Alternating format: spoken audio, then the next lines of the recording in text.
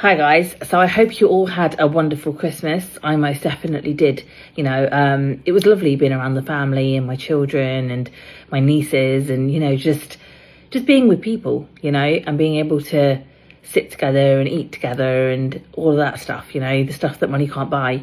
And it just had me reflecting on a time when there was a time when my family would have appreciated me not being around. It's not that they didn't have me around, but I was just a hindrance. I was a calamity waiting to happen. People had to watch how they behaved, or really analysing my behaviour to ensure that, I was not going to spiral off in a tangent because I'd drank too much, or the anger had surfaced, or all of those things.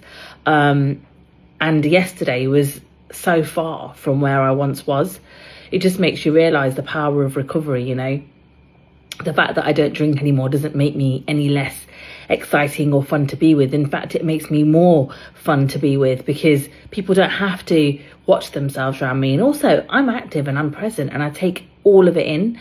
But I did spare a minute to think about the people that didn't have families, or are alone during that time, and it must be so difficult. I'm very blessed, the South Asian woman who's come through addiction, to still have my family around. I know the South Asian women who have come through addiction and still don't have their family around, and it just goes to show you that just because you enter recovery doesn't necessarily mean that you're going to have the people that you love around you. In terms of family, sometimes the shame and the stigma and the label of it is just too much. So I'm very, very grateful.